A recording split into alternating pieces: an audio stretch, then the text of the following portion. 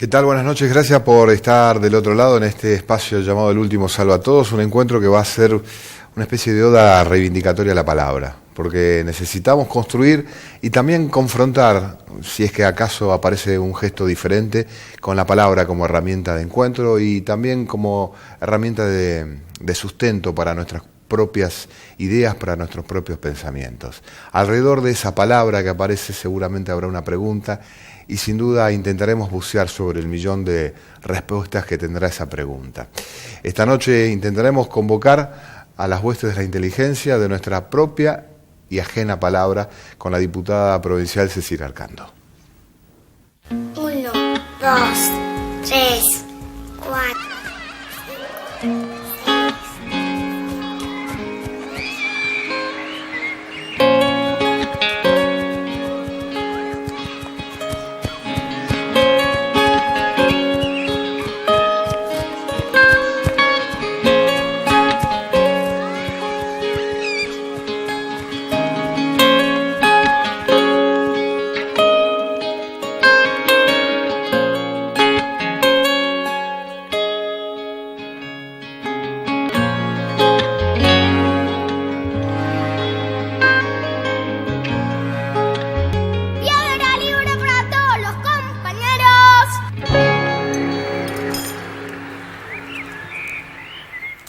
¿Qué tal? Buenas noches, gracias por venir, Cecilia.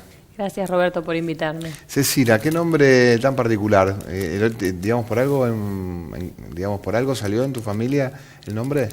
Es de origen italiano. La hermana de mi abuela lo llevaba de segundo nombre. Y ahí, tu familia dijo... Mi madre. Tu madre fue una...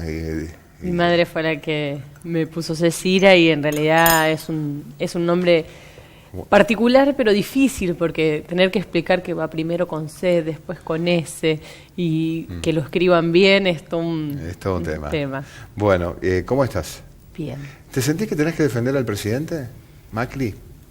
No siento que haya que hacer una defensa. Creo que nosotros tenemos que defender una posición política, una posición que estamos convencidos de que estamos por un buen camino. Entonces, no es una defensa a título personal. Era una pregunta que tenía alguna trampita, porque si tenés que defender, uno imagina, bueno, alguien está atacando. Siente, digamos, el diputado o el hombre político, la mujer política, que estamos en un momento en donde hay que defender el momento, defender la situación, porque hay codicia de poder, o porque hay una competencia electoral, o porque hay diferencias.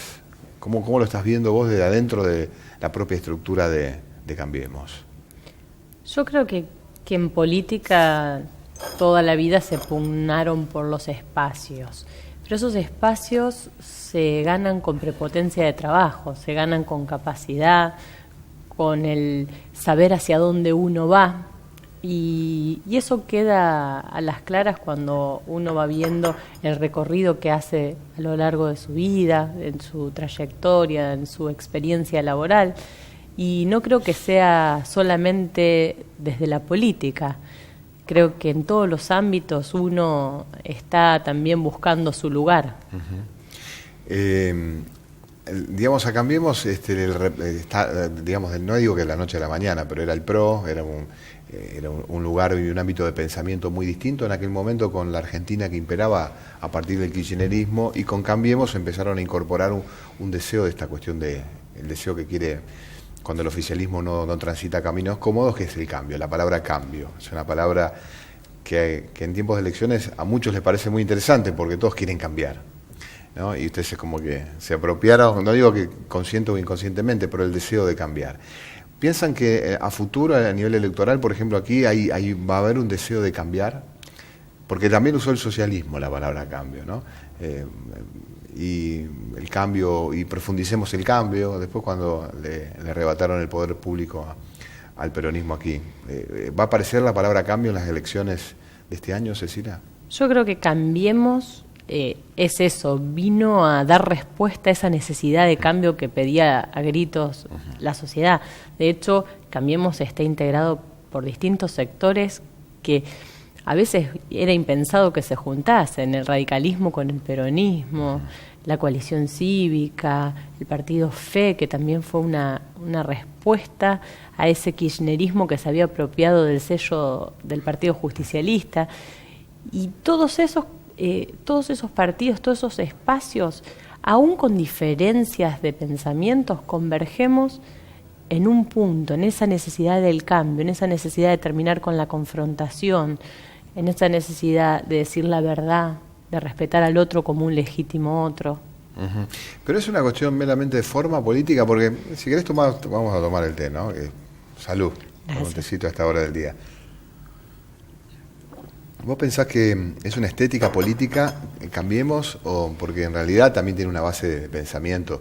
Si bien hay gente de origen radical que está en Cambiemos, peronistas que están en Cambiemos, más liberales que están en Cambiemos, neoliberales, un poco más radicalmente más de paladar fuerte, que también están en Cambiemos, ¿no?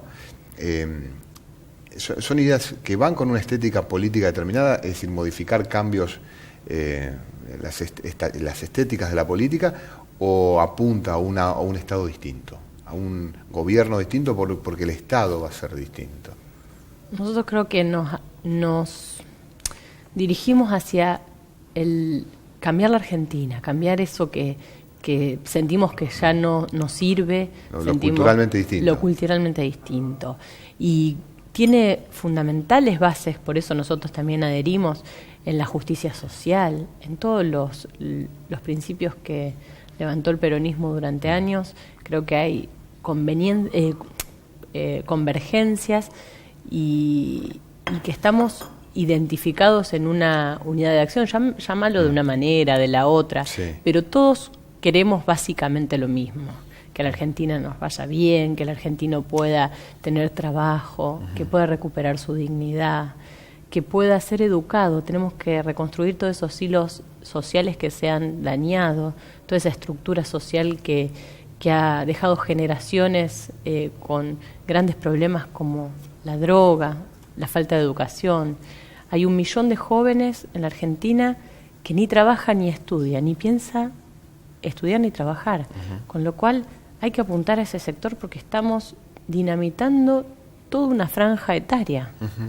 ¿Cómo llegaste al lugar donde estás hoy? Contame un poco de tu historia, dentro de la situación política que te ha tocado vivir, tu origen. ¿Cómo llegás a ser lo que hoy es tu trabajo político, ¿no? Siendo diputada provincial? Bueno, yo nací en un hogar netamente peronista. ¿Peronista? ¿Cantaban la marcha? Sí, cantábamos la marcha con mi abuela en el auto. ¿Vos podés cantarla ahora? Sí, por supuesto. No te lo recomiendo porque no soy muy afinada. No, pero podrías cantarla. La sé entera. Tiene que ver con vos. Sí, tiene que ver con esos orígenes que uno mama de niño. La cantabas en el auto con tu abuela, decías. Sí. ¿Por qué? ¿En qué momento? Porque salíamos los domingos por ahí a pasear con mis padres y mi abuela era como un canto que le hacían a los chicos. Bueno, otros iban cantando en el auto de papá populares. Y nosotros cantábamos la marcha peronista.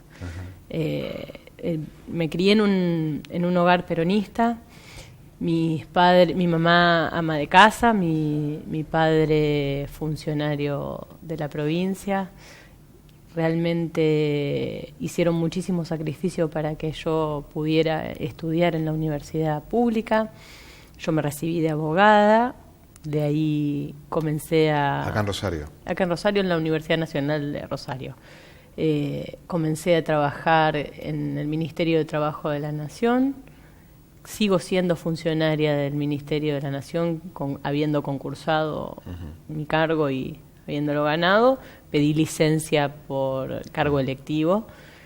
Y allí en el Ministerio, una vez cumpliendo funciones, fui presidente de la Comisión Asesora Regional número 4, que depende de Comisión Nacional de Trabajo Agrario. Tuvimos vinculación desde siempre con el sector de Jerónimo Venegas, y la identidad peronista que también nos tira a trabajar en conjunto. Bueno, trabajamos con Momo desde distintos lugares, desde lo gremial, y en un momento empezamos a trabajar desde lo político. Así nos acercamos a crear un partido cuando vimos que el kirchnerismo no daba una respuesta a ese peronismo de Perón y Eva Perón, sino que estaban desvirtuando esos conceptos netamente doctrinarios, y conformamos el partido Fe. Lo conformamos aquí en la provincia de Santa Fe en muy poquitos meses, y después en todo el territorio de la Argentina. Tenemos en los 24 distritos. Sí, es un partido, el partido de ustedes, que de a poquito va incorporando miradas que tienen que ver con ese paladar o esa historia peronista. Sindicatos, dirigentes sindicales y demás, gente que, digamos, desde el prejuicio periodístico, te lo digo, para mí es muy cómodo decirlo, a lo mejor es más difícil desde otro ámbito. ¿No les resultó contradictorio a ustedes a esa jovencita que cantaba la marcha peronista en el auto con la abuela, participar de un proyecto con la conducción política de Macri, con otro origen, y donde había otros interlocutores con otra situación, ¿no? De otra formación? Al peronista siempre le hace ruido el dejar el espacio del PJ. La coyuntura por la que atravesábamos... con viejos adversarios o viejos enemigos del peronismo. Exactamente. También, ¿no? La coyuntura por la cual atravesábamos, que era un kirchnerismo muy duro, que estábamos en un país que iba camino a ser Venezuela, realmente nos hizo replantear si teníamos los mismos objetivos. Como vimos que los objetivos no diferían de lo que nosotros queríamos de la Argentina, pudimos establecernos juntos y poder pelear desde lo electoral el gobierno de la Argentina. O sea, en ningún momento hubo un ruido, me digo, el Momo Venegas, ¿no? Dirigente de paladar peronista histórico y demás, un histórico dentro de la estructura inclusive militante, compartiendo un encuentro, digamos, de cooperación política con un gobierno que tal vez durante muchos años sus integrantes hayan participado de espacios totalmente confrontativos al del propio Venegas, ¿no? Jerónimo Venegas, si hay algo que no se le puede discutir, es peronismo, claro, como bien mismo, decías. ¿no? Sí. Yo creo que él hizo su análisis, su olfato político, sindical, y de un peronista de toda la vida, y lo estudió tanto a Mauricio, a los distintos integrantes del Frente, pero por sobre todas las cosas, dentro de Cambiemos hay muchísimos dirigentes e incluso ministros que han transitado. Rogelio Frigerio. ¿Peña? Peña no lo identificaría pero tampoco es una persona que sea antiperonista. O sea, no lo identificaría más en ese perfil peronista como a Rogelio, que sí viene de esa base. Jorge Triaca. Sí. Con el cual nos une una excelente amistad. La Argentina está perdiendo trabajo. Vos te toca, digamos, conocer mucho. Digamos, y el gobierno habla de esa, me acordé por Jorge Triaca, ¿no? De una reconversión del empleo, de situaciones de empresas que van a achicarse, y la posibilidad que el empleo, no del Estado, sino el empleo privado, absorba o vaya absorbiendo en este proceso, con posibilidades de empleo genuino, a quienes van de alguna manera cayendo, entre comillas, en el camino del desempleo. ¿Lo ves posible a esto, o es una ecuación teórica nada más, que la Argentina necesita 200.000 pymes, y que si esas 200.000 pymes empezaran a funcionar, como dice Cabrera, el sector del área productiva, no habría el problema de desempleo que hay hoy en el país? Yo creo que el tema del empleo, nosotros lo estamos trabajando mucho, abordando esa temática. El tema del empleo, hace 5 años que el empleo está estancado en la Argentina. Lo que pasa es que no se conocían los números que crecieron de empleo lo fue en el ámbito del sector público. Sí, estaba claro que si había un desempleado, el Estado lo absorbía. El Estado lo absorbía. De alguna Tampoco manera. podemos crear un Estado bobo, un Estado que se haga cargo de todo lo que no funciona, de todo lo Que simule el defecto, digamos. Exactamente. Lo Eso disimula. era una mentira a los efectos de las estadísticas. Y estadísticas que tampoco funcionaban, porque lo teníamos claro que en el INDEC se dibujaban los números y demás. Hoy lo que se hizo fue sincerarse, decir, bueno, tenemos esta realidad. Lo que nos pone contentos es que en estos 6, 7 últimos meses se ve un sendero de crecimiento en el empleo. Un sendero que es en crecimiento poco en relación a lo que uno quisiera, pero sostenido. Esto se ve claramente en sectores como, bueno, ni hablar en la parte agrícola, que fue la que más Sí, la agroindustria, repuntó. La agroindustria fue la agroindustria está muy activa, digamos, eso, una expresión de la economía genuina que va creciendo. Eso exacto, sí. es la que más repuntó, pero por ejemplo, industrias como la construcción, que fue una de las más golpeadas, va a ser una de las que más se recupere prontamente por los impulsos que hay en materia de políticas de Estado respecto de la construcción. Por ejemplo, la obra pública, que hace que la construcción se reactive, y los créditos hipotecarios que se han lanzado en estos últimos tiempos. Los que van a crecer son los sectores de comercio, servicios y la construcción, más allá del sector agrícola. ¿Hay sectores que la están pasando mal? ¿Hay sectores que tienen dificultad? Sí. Sobre esos hay que trabajar fuertemente, como se lo está haciendo con el tema de las automotrices. El gobierno se ha sentado con distintas industrias que por ahí tienen algunas problemáticas, como el calzado, textiles, la misma construcción. Parte de la Unión Obrera Metalúrgica, y coinciden en un análisis que el mayor problema es la caída de la actividad más que el tema de las importaciones y lo que por ahí se utiliza mediáticamente para golpear. Sí, para discutir políticas públicas, ¿no? Exactamente. Entonces se han puesto de acuerdo de que, bueno, había una caída de esos sectores. Se ponen todas las herramientas de los ministerios a disposición, como nos está pasando con el tema de Mefrowills, como estamos haciendo con distintas problemáticas, las estamos abordando en un contexto global, y ponemos a disposición todas las herramientas con las que cuenta el Ministerio de Trabajo, el Ministerio de la Producción, y buscarle la alternativa para que esa empresa sea viable, para que esa empresa pueda seguir operando a las que presentan dificultades. Cuando hay voluntad de diálogo y hay consensos, se pueden lograr muchísimas cosas. De hecho, así lo muestran la ley de reparación histórica a los jubilados, el impuesto a las ganancias que no se había tocado durante muchísimos años. Cuando hay voluntad de diálogo, nosotros tenemos que construir esos puentes, cerrar esa grieta, que no me gusta llamarla grieta, porque la grieta separa, si bien nosotros los argentinos tenemos esa cosa de blanco y negro, de los partidos de fútbol, del Newbery y Central, pero en su justa medida, no en la medida de que el otro, por no pensar igual que yo, es un enemigo. Tenemos que empezar a achicar eso y tender esos puentes. Y la grieta es la falta de respeto. Es la falta de respeto por el otro como legítimo otro, como el otro que puede pensar distinto. Incluso nosotros, dentro de Cambiemos, tenemos sectores que pensamos distintos. Y no es malo, todo lo contrario. Hace que... ¿Cómo resuelven esa diferencia interna?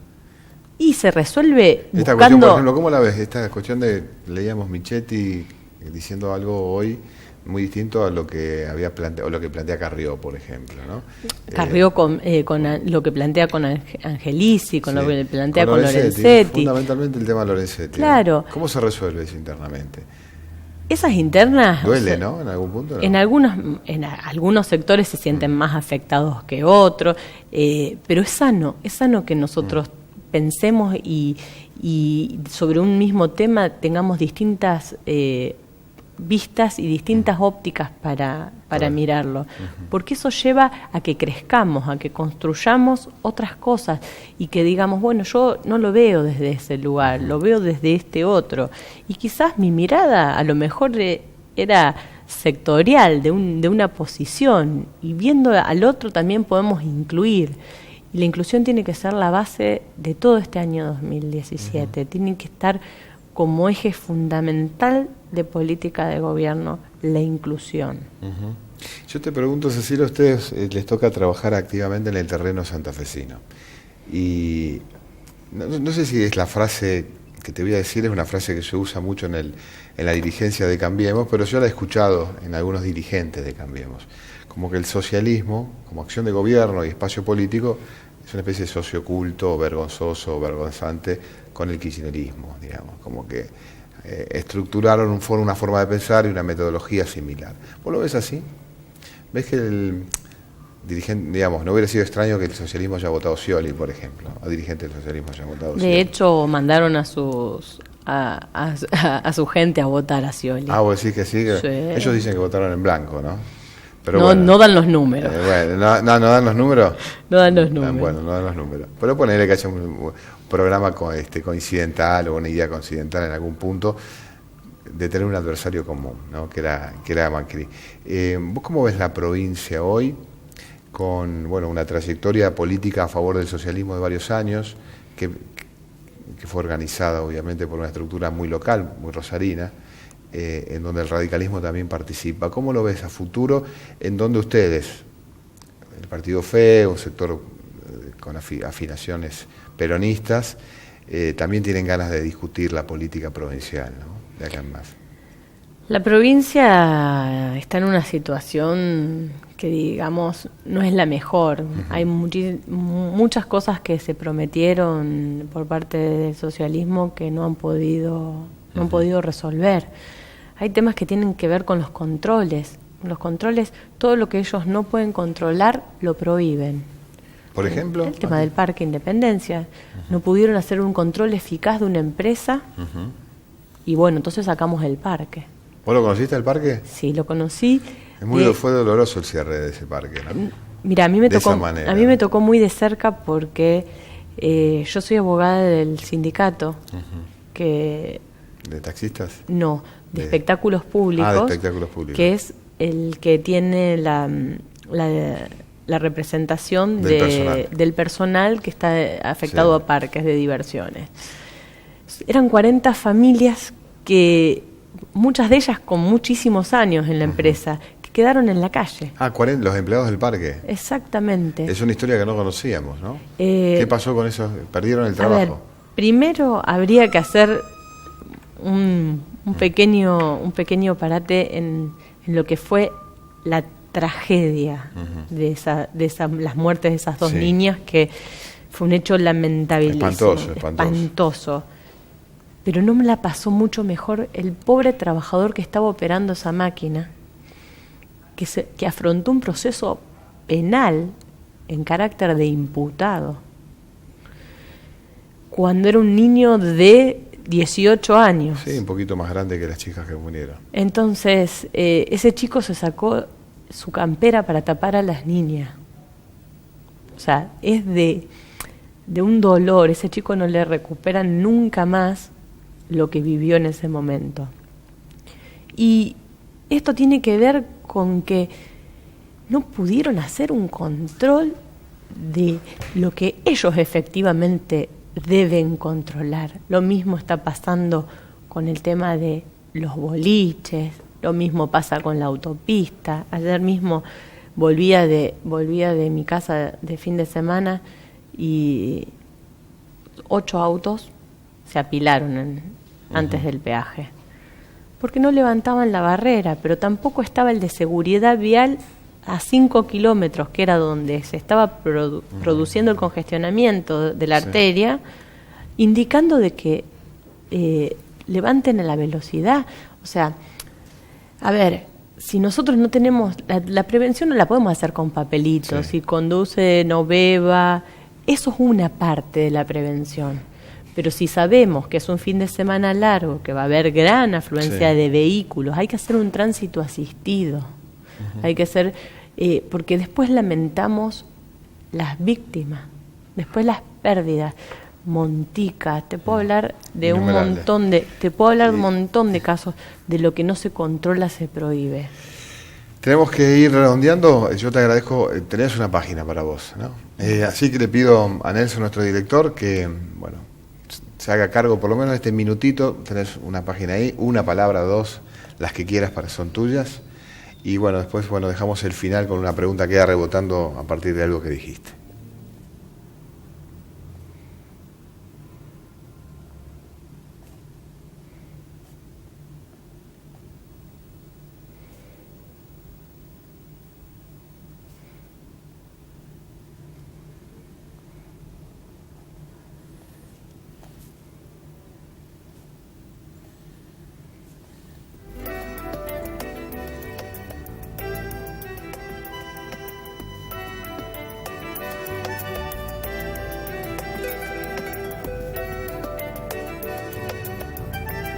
¿Qué dice el texto? Si todo este esfuerzo sirvió la pena, si sirvió para cambiarle la vida a alguien, entonces valió la pena. Cuando hablabas de ese pibe que se sacó la campera para tapar a las niñas que habían fallecido después de lo que pasó en el parque, te quebraste, digamos, se te llenaron los ojos de lágrimas. ¿Sos llorona? ¿Sos de conmoverte, de involucrarte emocionalmente con esto? No, yo soy, todos me caracterizan por ser una persona aguerrida, Ah, mirá. más que No pareció llorona. acá en esta cancha por lo menos pareció la sensible, ¿no? Porque hay ciertos temas que a uno particularmente lo sensibilizan por ponerse en el lugar del otro. Es básicamente eso. Yo identificándome con ese chico que podía, no digo ser mi hijo porque no No lo era de hecho, ¿no? no, pero me podría haber pasado a mí siendo una niña. Y realmente ponerse en el lugar del otro. Nosotros estuvimos asistiéndolo, desde el gremio se le buscó ¿Y el cómo mejor está? abogado ¿Cómo penalista está para ese- que... ¿Cómo está ese muchacho hoy? Bueno, ese chico fue absuelto y realmente se trabajó mucho con la familia para una contención psicológica, afectiva. Ese chico tiene otras posibilidades de recuperar sus empleos futuros, Sí. pero hay personas de ese parque que tenían 20 años de antigüedad, 25 años de antigüedad y grandes de edad y que Quedaron encontraron quedándose en mitad de camino. Y eso también es doloroso. Cecilia, gracias por venir. Gracias a vos. ¿Vos sabés que se me hizo un... 1, 2, 3.